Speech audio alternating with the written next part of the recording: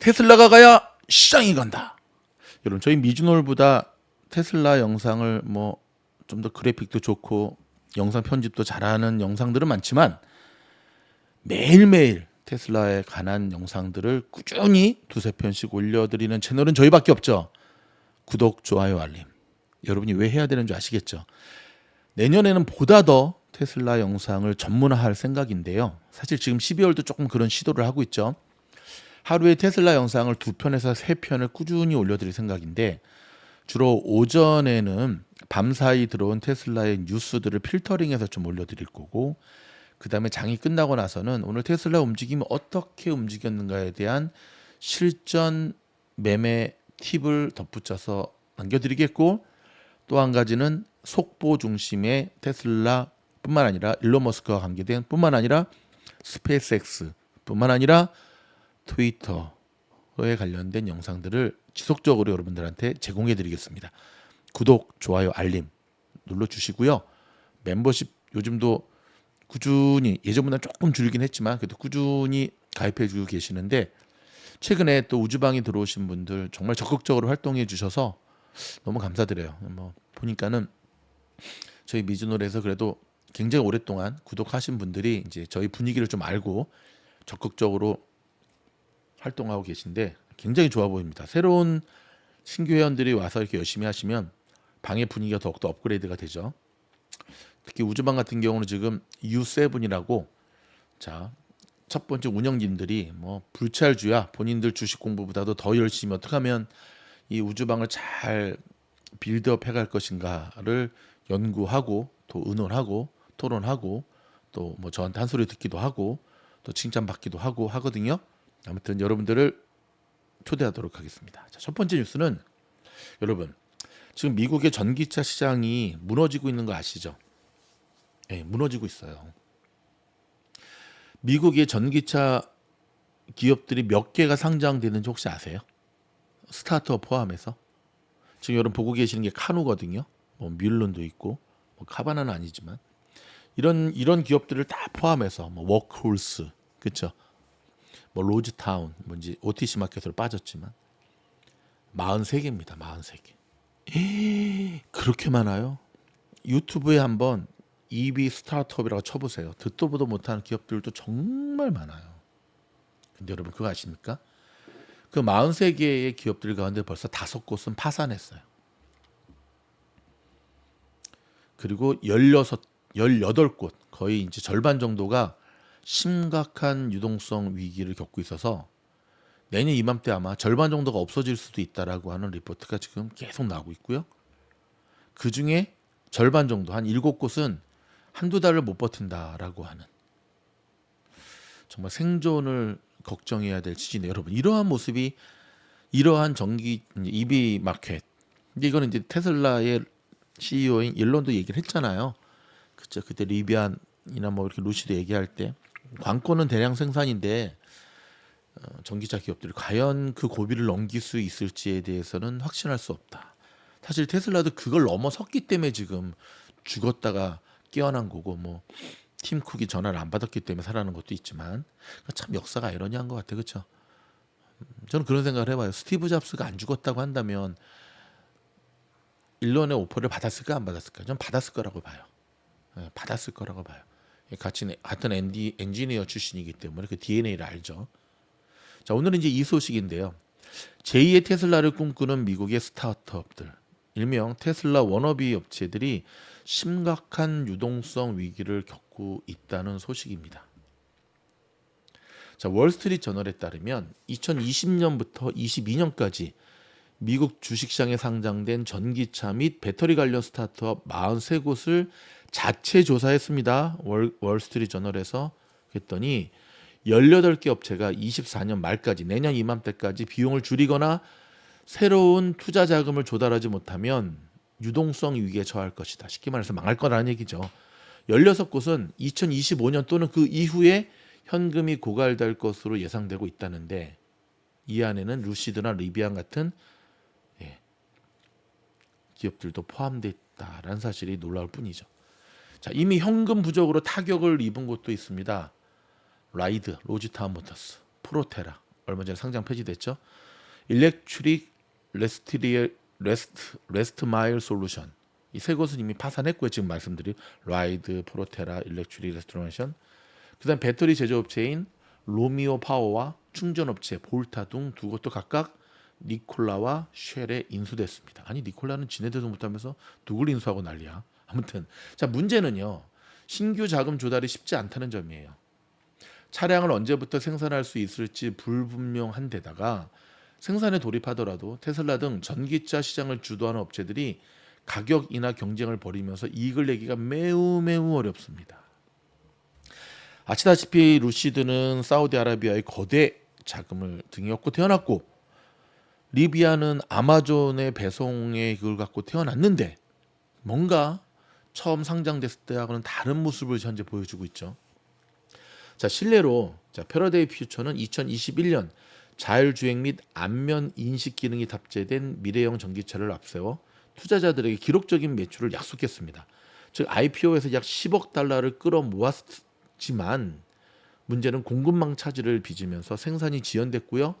30만 9천 달러라는 높은 가격은 경쟁력을 약화시켰습니다. 정말 정신 있는 거야 없는 거야. 이름도 없는 차를 30만 9천 달러에 누가 사겠니?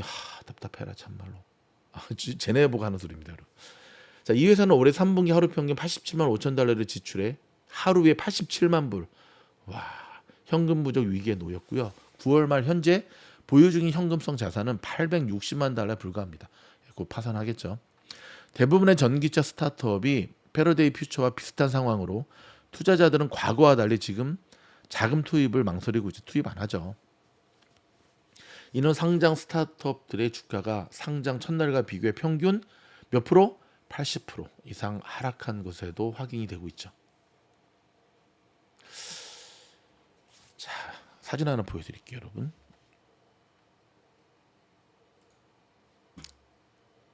이제 니콜라 지금 이제 뭐 얘는 여러분 이 친구가 누군지 아세요?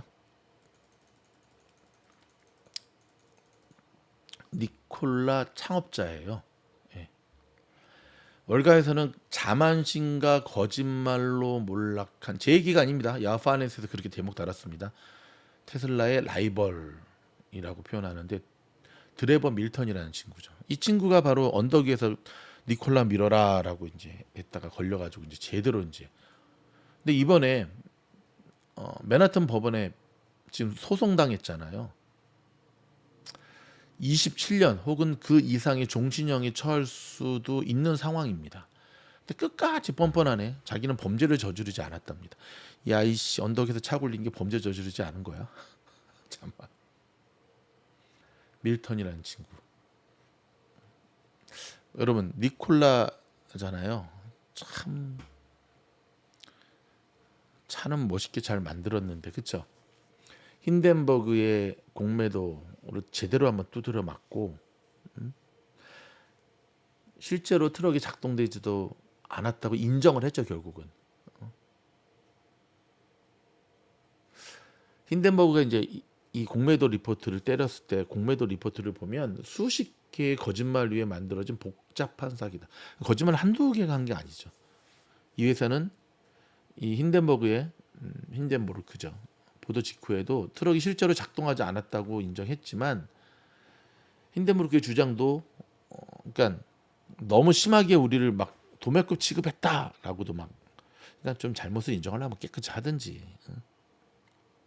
처음에 주식시장에 상장됐을 때 33억 달러의 가치가 있었고 포드보다 잠시 더 마켓 총액이 높았던 적도 있었어요. 그러나 힌덴부르크의 공매도 리포트 두드려 맞고 난 이후에 주가가 폭락하기 시작했고 현재는 최고점 대비 90% 이상 하락한 상황이죠. 2021년 니콜라는 SEC에 1억 2,500만 달러의 합의금을 지불했는데 이에 불복해서 미 증권거래위원회는 이에 대해 아무런 잘못도 인정하지 않았습니다. 밀턴은 이 문제로 사임했고요. 같은 해 형사사기 혐의로 기소가 되게 됩니다. 자, 제가 이 밀턴이라는 친구를 좀 언급해드리는 이유는요. 이 전기차 업계가 버블이 심하다고 하는 거는 이러한 사기성 일들이 정말 많다는 거예요. 전기 트럭을 만드는 경쟁사가 또 있었죠. 로즈타운 모터스. 여름에 파산 보호 신청했죠. 한때 130억 달러의 가치가 있었던 벤 제조업체 영국의 어라이벌은 지난 10월 4개 중 1개를 감원한다고 발표를 했습니다. 영국의 발명가 제임스 나이슨 또한 균형을 깨는데 너무 오랜 시간이 걸릴 것이라는 것을 깨닫고 2019년에 자신의 전기 자동차를 개발하는 계획을 백지화시켰습니다. 예, 다이슨 청소기 그 다이슨. 예. 한때 다이슨이 전기 자동차 만든다 그랬을 때 막 세계가 열광했죠. 근데 역시 머리가 좋아. 예, 바로 철수했죠. 예. 한때 전기차 스타트업이 그러니까 이제 뭐죠? 이거 일반 휘발유 엔진을 하는 경쟁차보다 우위에 있다고 생각하던 시절이 있었죠. 하지만 최근에 포드나 폭스와겐, 도요타 같은 거대 기업들도 지금은 하이브리드 쪽으로 지금 방향을 틀고 있는 모양새죠. 자, 썸네일의 제목처럼 여러분, 전기 시장의 추락이 테슬라한테는 호재일까요, 악재일까요? 제가 한번 곰곰이 생각을 해봤거든요. 여러분도 한번 곰곰이 생각을 해보십시오. 제가 곰곰이 생각을 해본 다음에 내린 결론은 어지간히 해야지 호재지. 어지간히란 말 이해되시죠? 네. 그게 지나치면 결코 테슬라한테도 이거는 이로울 게 없는 거거든요. 왜 이로울 게 없냐면 전기차 시장 자체가 무너진다고 하는 거는 전기차 시장의 생태계가 사라진다는 거예요. 그러면 밀림에 사자 한 마리 있고 다 죽어버리면 그 사자가 왕일까요? 하인일까요?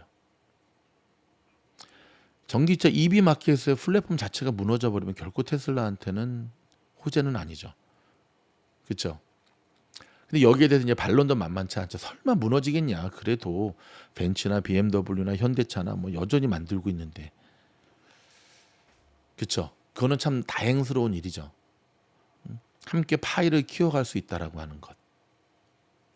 어느 정도 전기차 마켓의 생태계와 플랫폼이 유지가 되는 가운데 경쟁 업체들이 사라진다는 건 분명 테슬라한테는 굉장한 호재입니다. 제가 늘 예로 들잖아요. 플러튼의 장모집 설렁탕. 근데 말입니다. 최근에 나오는 리포트들을 보면 내년도에 가장 고전을 면치 못할 곳이 전기차 시장이라고 얘기가 나오고요. 가장 곽강받을 곳이 하이브리드 시장이라고 얘기를 하고 있거든요. 조금 빠른 감이 없지 않은가. 어찌 보면 테슬라를 비롯한 전기차 업체들이 이 마지막에 이 리스크를 극복하고 살아남은 자가 결국은 5년 후, 10년 후에 미래에 모든 것을 다 먹게 되지 않을까. 테슬라들은 그 당의 주인공은 테슬라야지라고 얘기를 하는데 꼭 그렇게만 볼 수는 없습니다. 자, 여러분 곰곰이 한번 이 문제를 생각해 보시면서 저희 영상이 도움이 되었다 한다면 좋아요, 구독, 알림 눌러주시고요. 더욱더 테슬라에 관한 좋은 소식으로 전해드리겠습니다. 고맙습니다.